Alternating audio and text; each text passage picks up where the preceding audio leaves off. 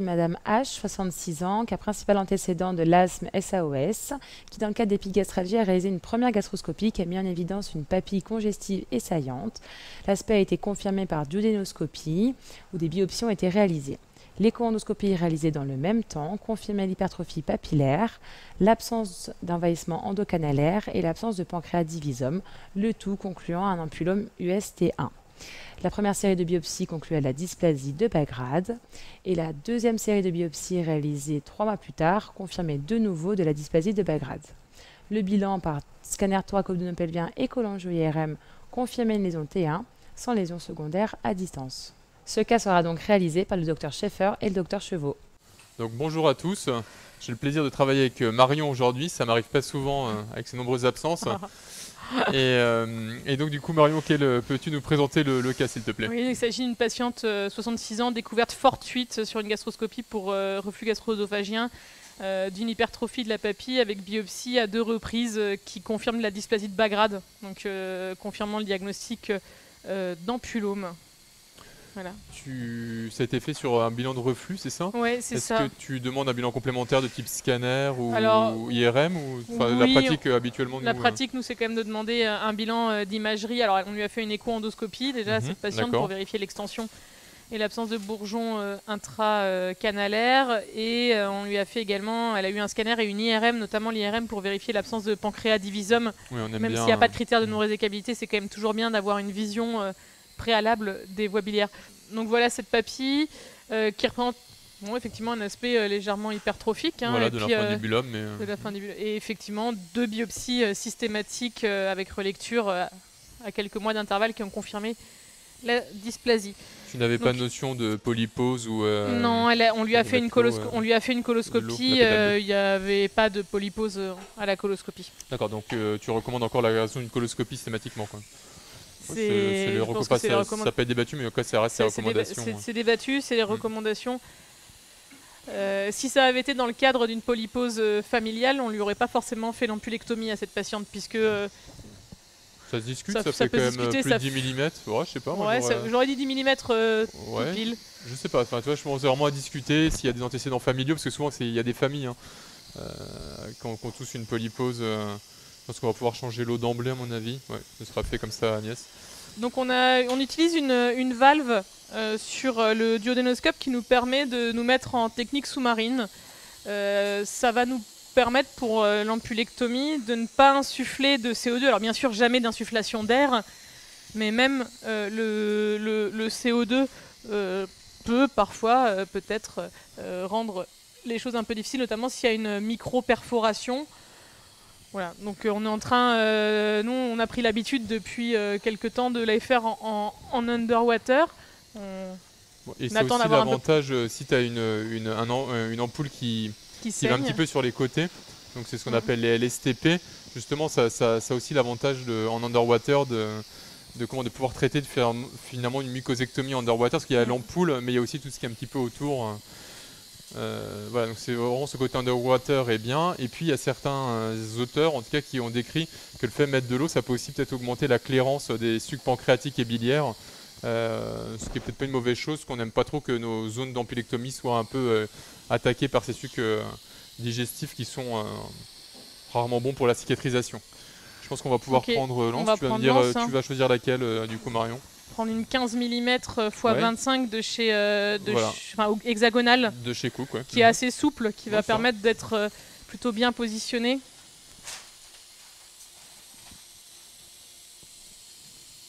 Donc c'est cette anse de chez Cook effectivement, qui s'appelle Acusner polypectomie. Donc on utilise assez volontiers et qui passe assez bien dans les duodénoscopes. On va quand même, donc là tu vas travailler en endocut. En endocut. Et puis donc on va déjà préparer s'il y a une complication, c'est surtout l'hémorragie qui peut être embêtante au début, donc on va préparer une pince chaude qui va pas être très loin. Enfin plutôt une pince coagulante. Donc là en pratique tu vas te mettre le plus haut possible, c'est ça? Tu vas travailler un petit peu à l'inverse d'un polype.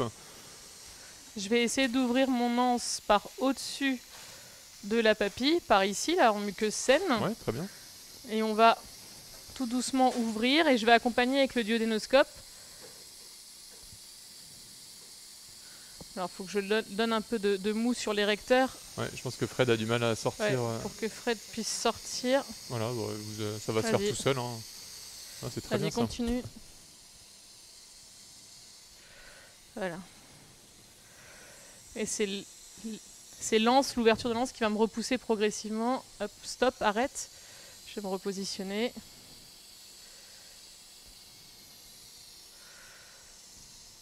Donc tu essayes de bien prendre un fondibulum hein, pour effectivement... Vas-y, ouvre. Donc il y a vraiment un mouvement un peu de synchronisation avec Fred pour bien encercler toute ta papille, c'est très bien. On voit vraiment parfaitement le mouvement là. C'est que le côté underwater fait que la muqueuse duodénale va flotter dans la lumière. T'as pas ce côté qui va être plaqué quand on travaille avec du CO2, ça va vraiment plaquer contre le muscle. Okay. Et où voilà, on a envie plutôt de s'éloigner du muscle quoi globalement. En tout cas sur la partie latérale, puisque l'idée après c'est quand même d'avoir bien le muscle de l'ampoule. Alors on va commencer à fermer doucement.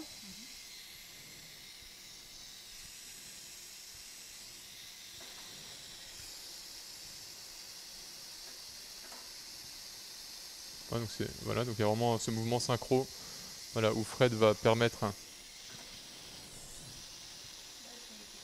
Voilà. Et là j'ai mon ampoule, j'ai l'impression qu'on a mon atout, on n'a pas le frein de la papille. Après le frein il n'est pas adénomateuse, c'est vraiment l'ampoule qui est adénomateuse. Donc on va pouvoir procéder à la coupe. Donc en courant d'endocoupe, on n'a pas injecté. Et j'y vais, Fred, tu vas serrer. Donc serre le plus fort possible. Voilà. Et donc Marion, vous voyez, ne relâche pas le pied de la pédale jaune parce que c'est du muscle. Ok. Et là, on va tout de suite récupérer la papille. Et je vais me repositionner en position courte. Et puis on va regarder. Donc on a effectivement le frein de la papille qui est toujours là. Ouais. Je mets pas d'air. Et puis on va aller chercher notre canal pancréatique. Ouais. Bon là, on voit bien qu'il n'y a pas de perfo de visible.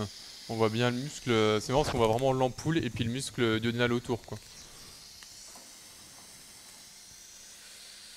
Ok, donc je vais prendre un fil guide avec un canular. Donc c'est un canular de chez Boston. Je crois que le nom c'est l'Autotome si je me trompe pas. Et puis donc on a avec un fil guide, on a mis un fil guide de chez Olympus, un VisiGlide de 0,025. Et puis donc Fred, tu vas pouvoir après stripper le... Alors c'est un rapid exchange, donc ça c'est le terme, et ce n'est pas Autotome, je dis une bêtise, c'est un canular, tout simplement. Tu peux me filer le fil guide, on a l'habitude de cathétériser en cours. Puis on va se positionner juste... Donc en parallèle, Marion travaille avec la scopie. On devine quand même l'orifice pancréatique qui est juste devant toi, effectivement. Voilà, hop. Un peu à droite. Pas mal de contractions. Ouais. Est-ce que tu veux qu'on mette un glucagon? Eh bien, on peut éventuellement mettre un glucagon parce que j'ai un bon péristaltisme duodénal.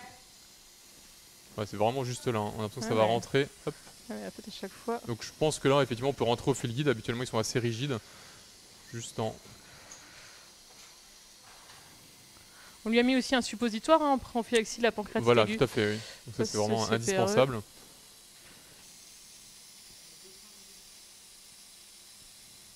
Tu penses que tu rentres dans quelque chose là, Marion ou... Non, pas encore.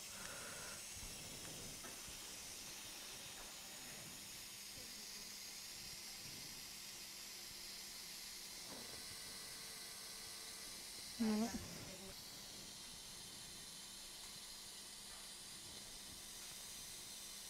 Peut-être essayer d'injecter là un tout petit peu de... il faut pas aller un peu plus haut parce que en fait le truc c'est vu que tu as fait l'infundibulum, il en reste encore pas mal. Là, je me demande si c'est pas plus là-haut, un peu plus là-haut en fait. Parce qu'en fait t'es... Je pense que j'aurais dû couper plus. L'infundibulum peut-être un peu plus, mais bon après c'était juste superficiel, tu vois.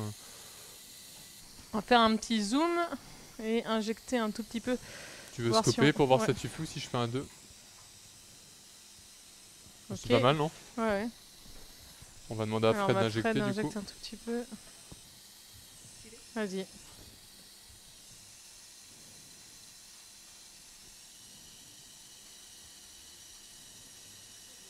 Ouais, très bien. On a vraiment vu le canal pancréatique. Donc t'es pas loin, juste ripé, mais en cas tu vas opacifier. Donc tu es vraiment c'est par là. Il y a aussi quelque chose qui est pas mal. Je sais pas si on peut dire que c'est pas mal, mais le fait de prendre le temps de prendre la prothèse, ça te permet aussi de rester sur site, enfin sur zone, et de voir qu'il n'y a pas de saignement, tu vois, parce que souvent les saignements, s'ils ne surviennent pas tout de suite. Ah, on a l'impression qu'il y a un petit déclic qui s'est passé là. Ouais, super, top. Ouais, là tu vas faire le coude. Voilà, donc là, tu as passé l'isthme. Alors c'est marrant parce qu'on se demande même si tu vois, tu ressortais pas par le Wirsung, enfin par la mineure. Donc je pense que super. Avec l'ampulome, elle devait favoriser un traitement, un passage par la mineure. Donc on a bien le fil guide dans le canal pancréatique. J'ai pas besoin d'opacifier plus parce que je sais que c'est ce trajet-là. Et puis quand on avait cherché, on voyait bien que le produit de contraste partait par là. Là, j'ai pas de doute sur mon trajet. Donc l'idée, c'est quand même d'opacifier le moins possible pour limiter vraiment ce risque de pancréatite aiguë, qui est une des complications les plus fréquentes. Alors, l'ampulectomie, le geste en lui-même ne paraît pas extrêmement complexe, c'est moins délicat que beaucoup d'autres gestes endoscopiques. Par contre, c'est un des gestes que l'on fait avec le plus de complications, dont on est toujours très prudent. Et la pancréatite aiguë en fait partie. C'est la complication la plus fréquente. Donc la Guinan, c'est une prothèse anti-migration avec des ailettes internes et des ailettes externes. Donc là, on va mettre le côté le plus long dans le canal pancréatique principal. Des prothèses qui ne sont pas sur un porteur, donc on va juste pouvoir les pousser avec un pousseur.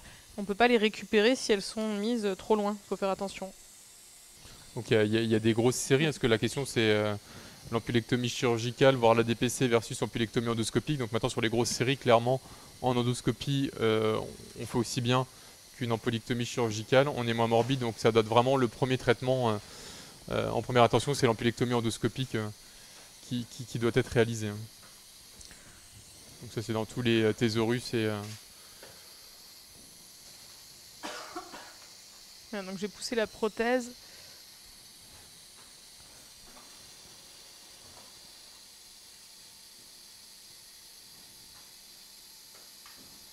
Ouais, donc le premier ergot.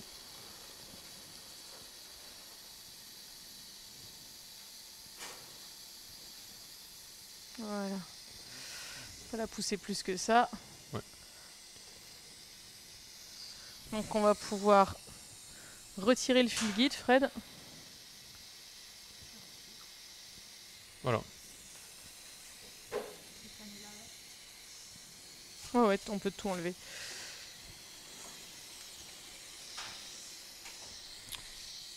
Eh bien écoute Marion, bravo, beau geste. Et puis il n'y a plus qu'à attendre la nappate maintenant. Ouais.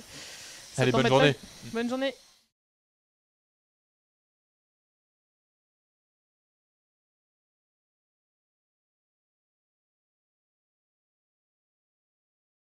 Il faut savoir que l'ampulome est une tumeur digestive rare qui survient dans 1 sur 100 000 cas et qui correspond à 0,6 à 0,8% des cancers digestifs. Le diagnostic s'établit à l'aide d'un duodénoscope ou un gastroscope avec capuchon. Toute papille hypertrophique doit faire l'objet de biopsie et toute dysplasie de Belgrade doit amener à une deuxième série de biopsies car on surestime dans 21% des cas la dysplasie de Belgrade. Le staging se fait à l'aide de l'écho-endoscopie et de la cholangio-IRM pour déterminer le stade TNM. L'indication de l'ampulectomie endoscopique s'adresse à des papilles de 20 à 30 mm avec un envahissement endocanalaire de moins de 20 mm. La technique est réalisée par une anse chaude en endocut sans injection au préalable. Le suppositoire anti-inflammatoire est obligatoire en l'absence de contre-indication. Et en fin de procédure, la mise en place d'une prothèse pancréatique plastique est recommandée. Si elle n'a pas pu être réalisée, on hyperhydratera en post-procédure. Les complications cumulées sont de 25%, la pancréatite aiguë survient dans 11,9% des cas, le saignement dans 10,6% des cas et la perforation dans 3,1% des cas. En cas d'une résection R0, il conviendra d'organiser une surveillance à M3, M6, M12, puis annuellement pendant 5 ans par duodénoscope et biopsie de la cicatrice.